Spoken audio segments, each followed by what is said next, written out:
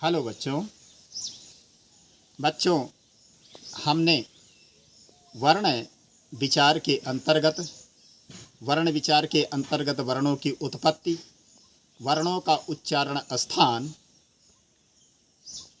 वर्ण, स्वर वर्ण, मिश्रित स्वर वर्ण, व्यंजन वर्ण, मिश्रित व्यंजन वर्ण को देखे।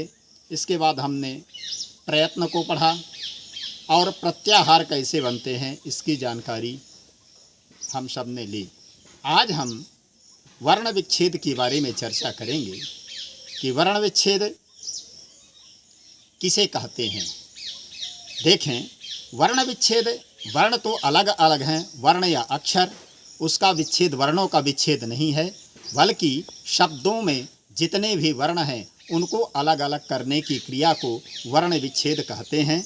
देखते हैं हम वर्ण विच्छेद की परिभाषा की ओर चलते हैं। बच्चों, वर्ण विच्छेद, शब्दों को अलग अलग करने की प्रक्रिया को वर्ण विच्छेद कहते हैं। जैसे कमल शब्द है, इसका हम वर्ण विच्छेद करते हैं तो देखें, का आ धन मा धन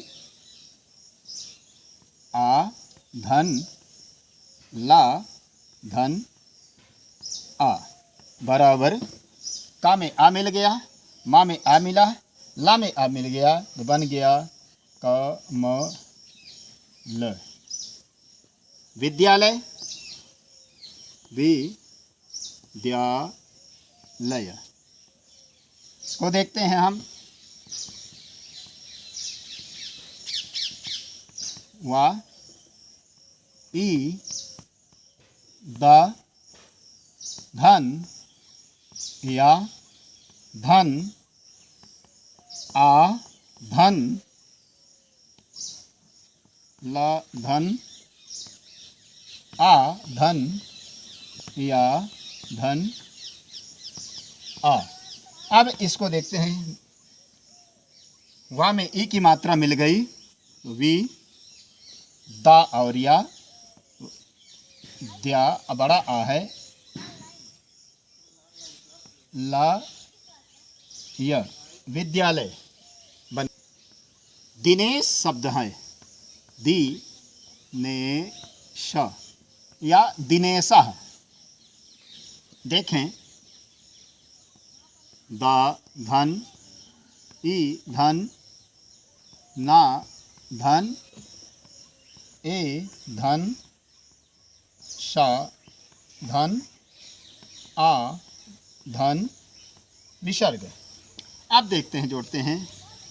दा में छोटी ई मिल गई, ना में ए मिल गया, शा में आ मिल गया, दिने विसर्ग दिनेशा। इसी प्रकार से और देखते हैं हम कई शब्द, जैसे अत्याचार देखते हैं,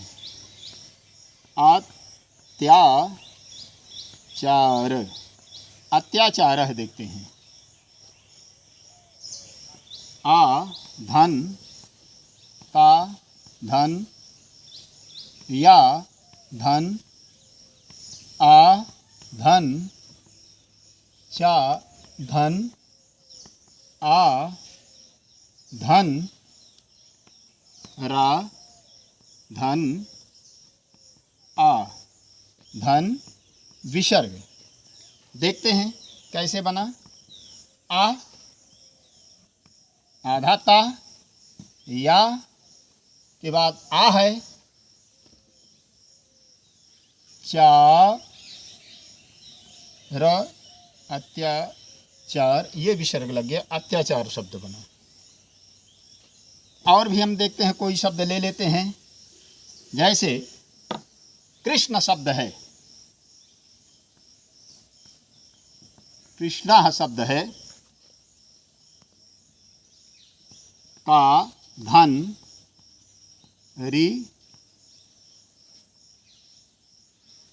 धन, शा धन,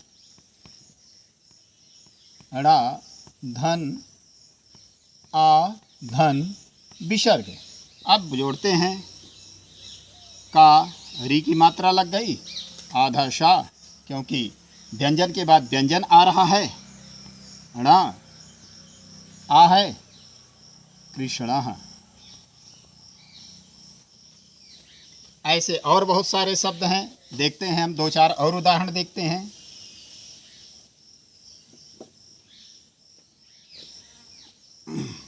पित्राज्ञा हम देखते हैं, पित्राज्ञा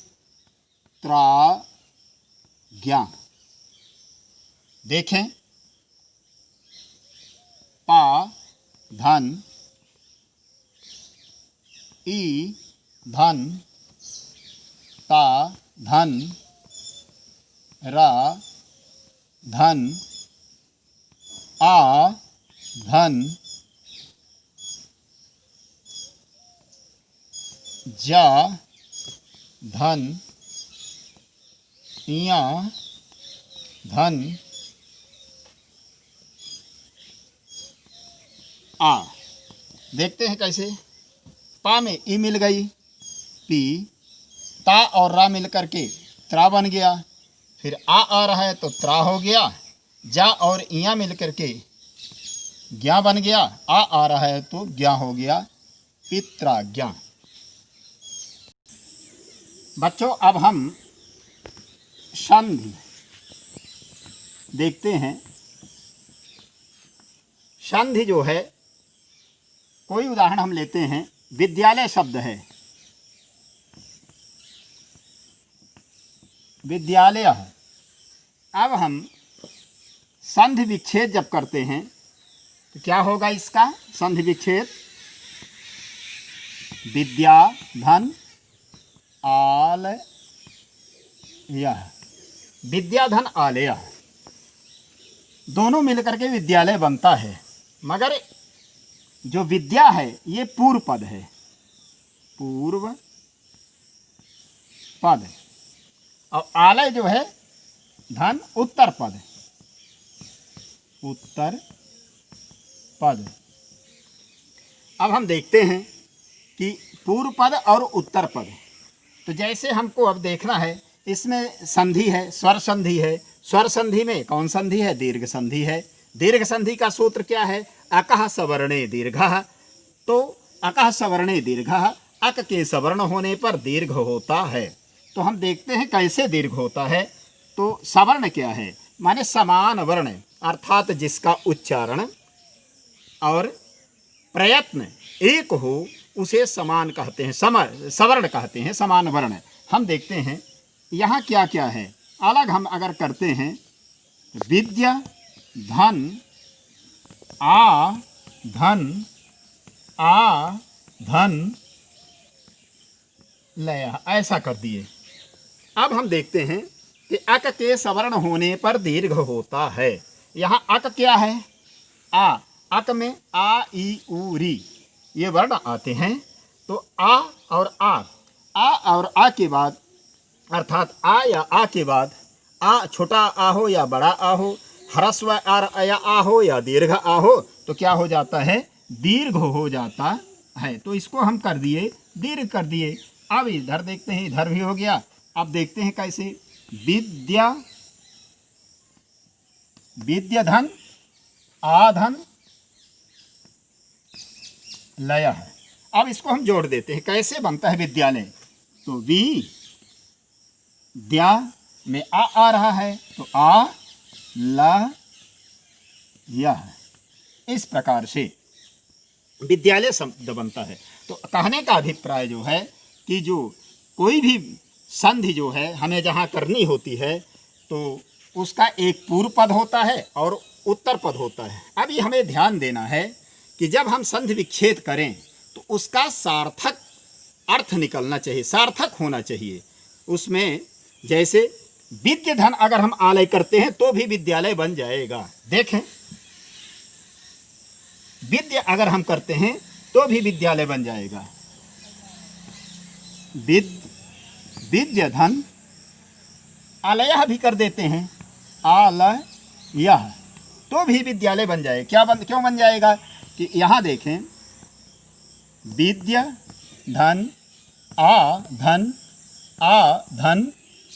ल यह। क्यों? आ के आ या आ के बाद आ आता है तो दीर्घ हो जाता है, तो दीर्घ तो हो जाता है। ल यह विद्य। अब हम जोड़ते हैं तो क्या हो जाता है? वि द्या ल यह। मगर ये हमारा संधि विच्छेद गलत है।